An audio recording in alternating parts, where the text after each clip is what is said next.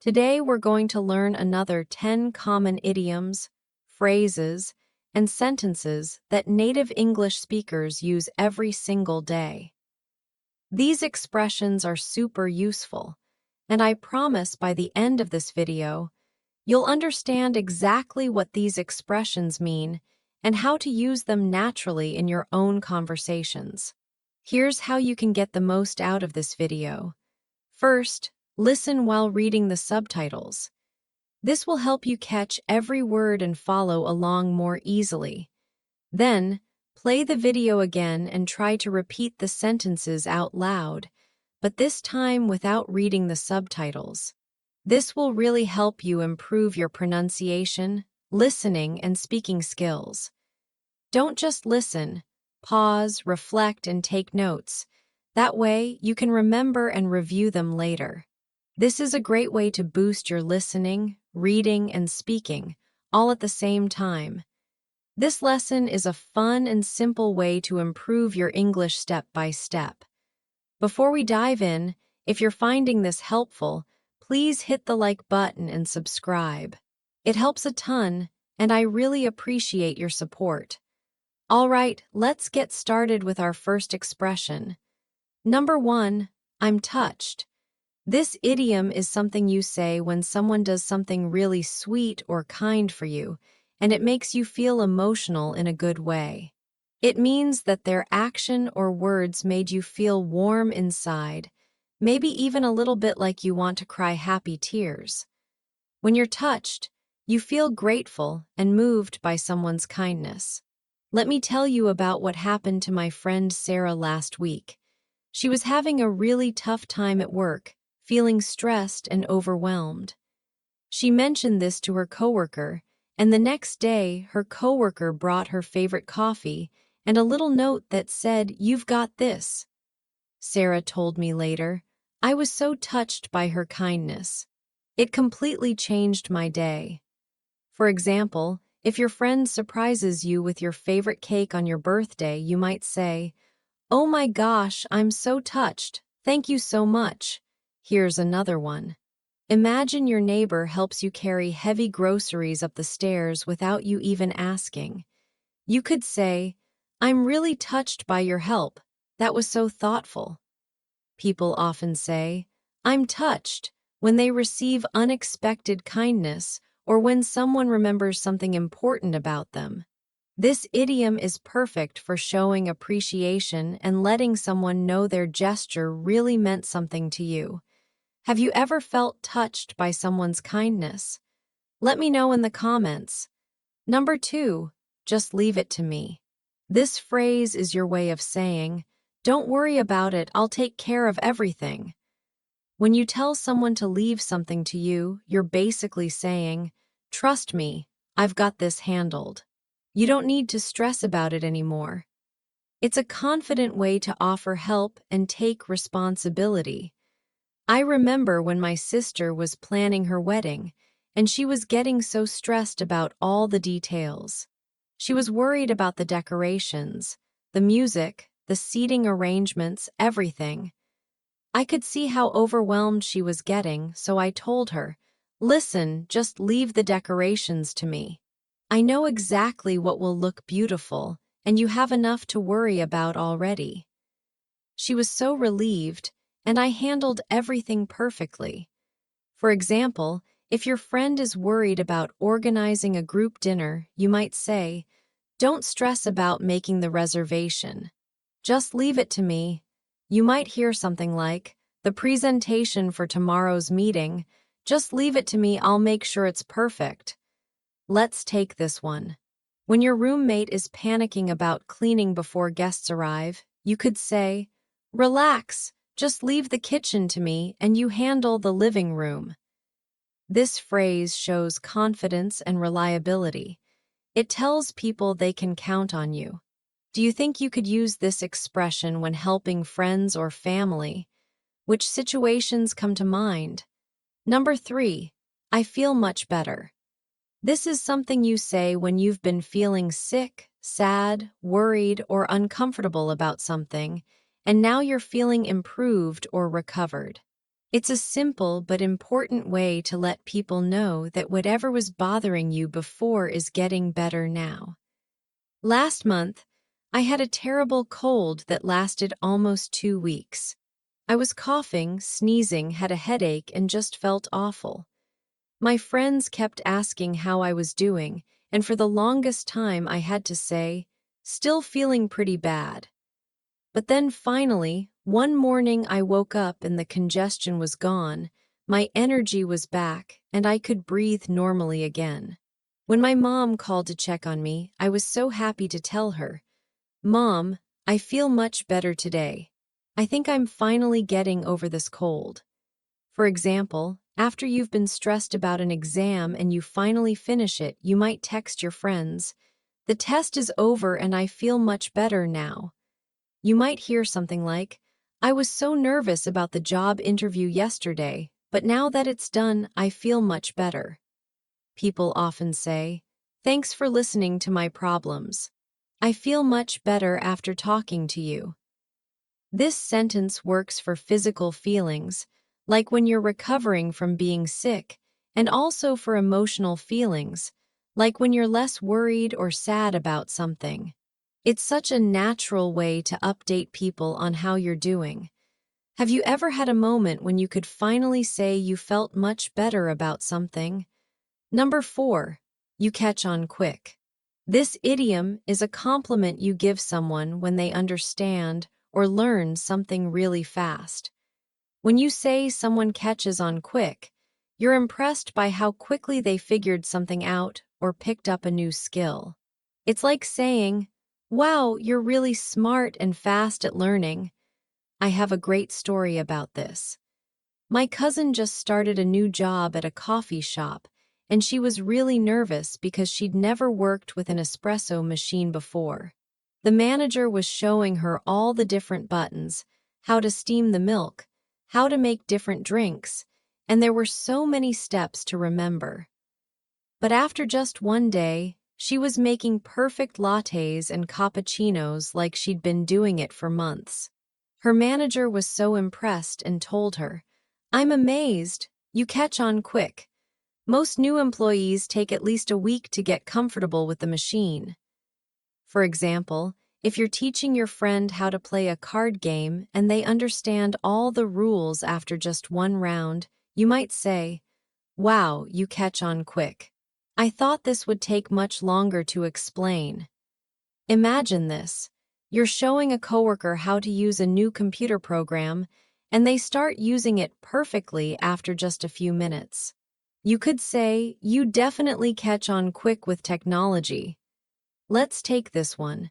When someone learns to drive a stick-shift car faster than expected, you might tell them, "I'm impressed, you catch on quick. It took me months to get comfortable with a manual transmission." This idiom is always a compliment, so people love hearing it. It makes them feel smart and capable. Do you think you catch on quick when learning new things? What's something you learned faster than you expected? Number 5, I'll be right behind you. This sentence means you're going to follow someone very soon, usually within just a few minutes or seconds. It's not literally about walking behind someone, although sometimes it can be. Most of the time, it means you'll join them or do the same thing they're doing, just a little bit later. Here's a perfect example from my own life. Last weekend, my family was getting ready to go to my nephew's baseball game. Everyone was putting on their shoes and getting their things together by the front door. My dad was looking for his keys, my mom was grabbing snacks, and my brother was already walking toward the car. I was still in the bathroom finishing getting ready, so I called out, "Go ahead and start the car. I'll be right behind you." I joined them in the car about 2 minutes later, and we all went to the game together. For example, if your friends are leaving a restaurant and you need to use the bathroom first, you might say, "You guys go ahead to the car. I'll be right behind you." You might hear something like this at work. "I'm just finishing up this email, but I'll be right behind you to the meeting." People often say, "Start walking to the store and I'll be right behind you. I just need to lock the door." This sentence is super useful because it lets people know not to wait for you, but also that you're definitely coming and won't be long. It's polite and practical. Have you ever been in a situation where you needed to tell someone you'd be right behind them? Number 6, I'll show you around. This phrase means you'll give someone a tour or help them get familiar with a new place. When you show someone around, you walk with them and point out important things, explain where everything is, and help them feel comfortable in the new environment. It's like being their personal tour guide. I remember my first day at my current job. I was so nervous because the office building was huge and I had no idea where anything was. The bathroom, the kitchen, the copy machine, different departments, I was completely lost. Luckily, my new supervisor was really kind. She said, "Don't worry about finding everything on your own. After we finish the paperwork, I'll show you around the whole office. You'll know where everything is by the end of the day." She spent almost an hour walking me through every floor, introducing me to people, and explaining where to find supplies. It made me feel so much more comfortable and welcome. For example, when a new student joins your class, you might offer, "This school can be confusing at first. I'll show you around during lunch break." You might hear something like, "My parents are visiting next week, and I'm excited to show them around the city where I live now." Let's take this one. If your friend is staying at your house for the first time, you could say, "Let me show you around so you know where everything is. Here's the bathroom, here's the kitchen, and here's where we keep the extra towels." This phrase is all about being helpful and welcoming. It shows you care about someone feeling comfortable in a new place. When was the last time someone showed you around somewhere new, or when did you show someone around? Number 7, we still have a long way to go.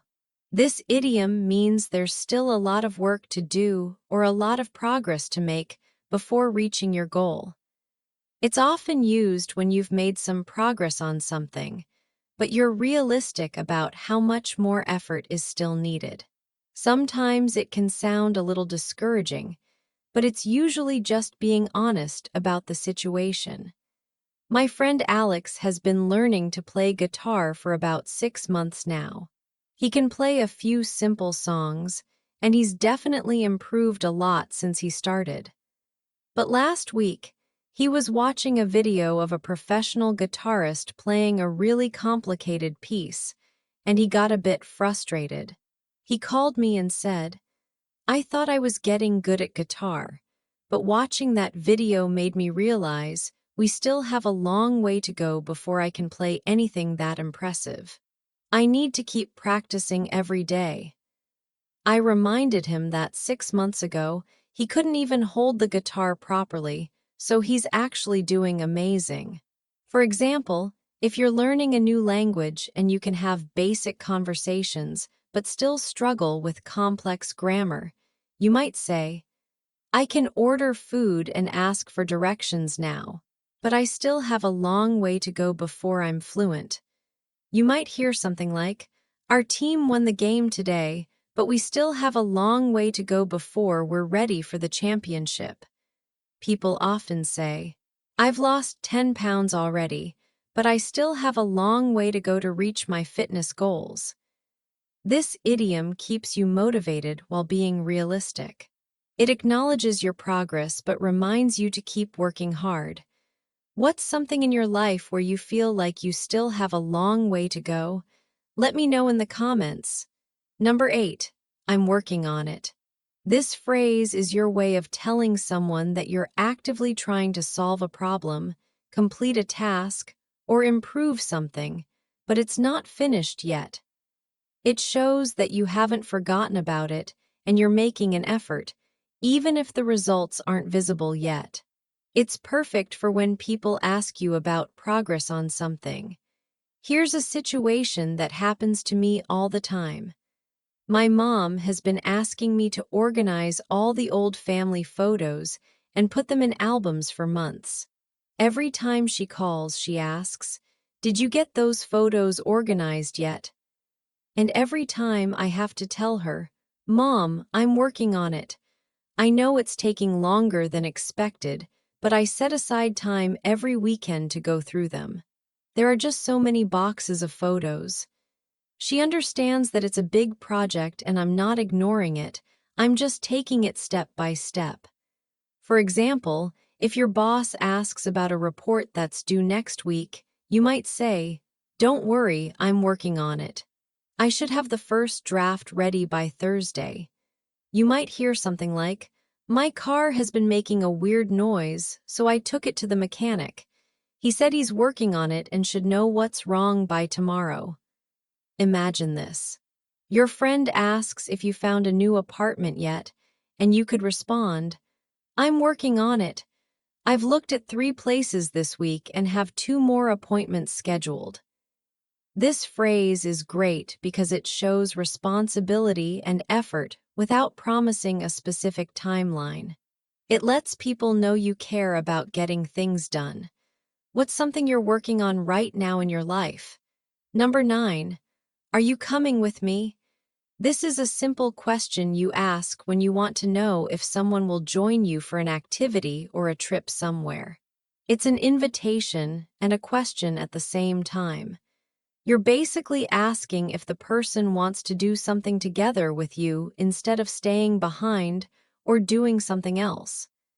Just yesterday, I had plans to go grocery shopping after work. I was getting my keys and putting on my jacket when my roommate was sitting on the couch watching TV.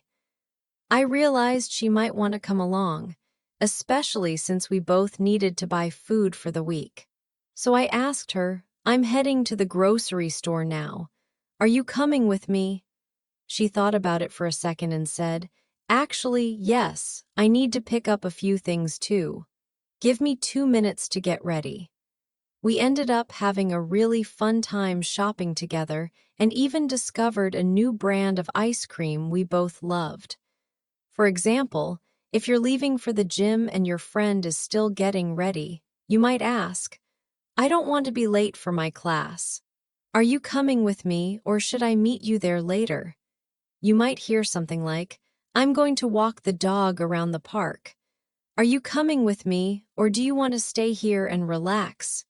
People often say things like, "We're all going out for pizza after the movie. Are you coming with us?"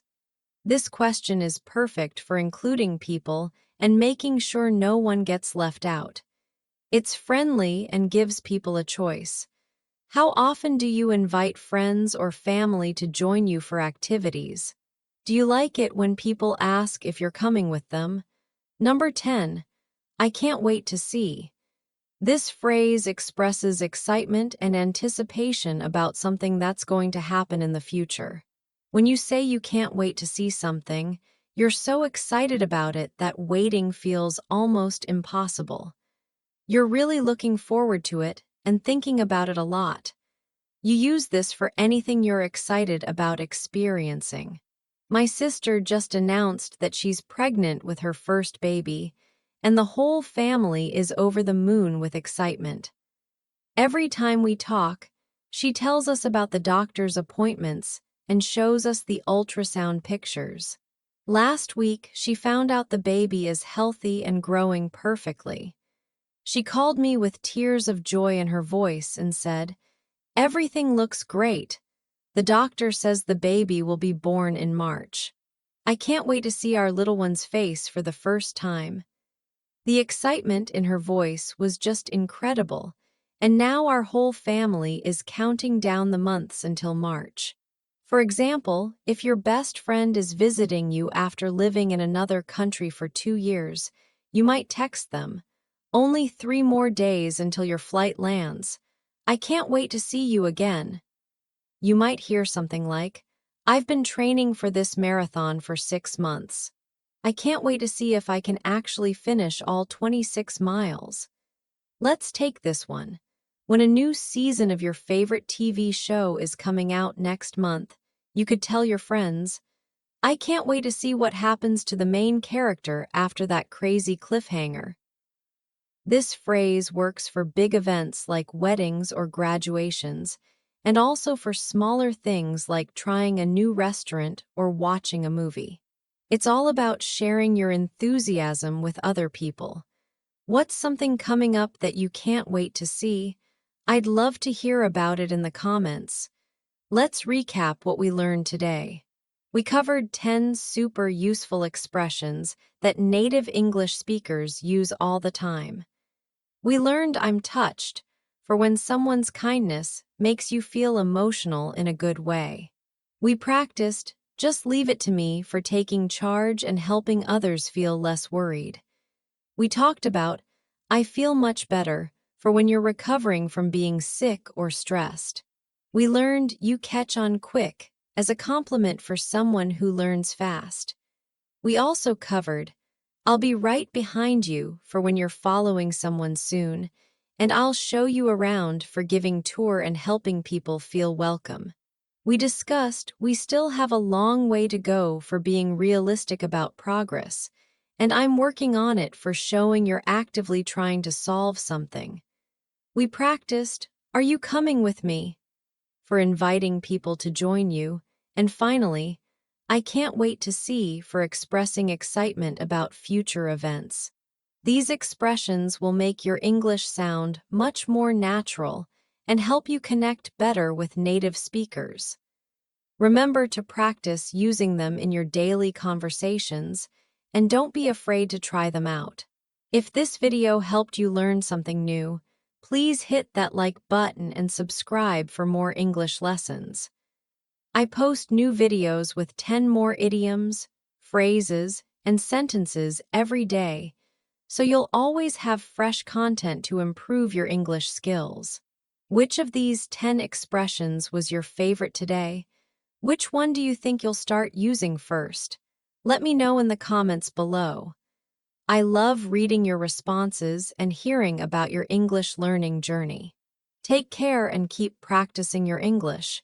See you in the next video.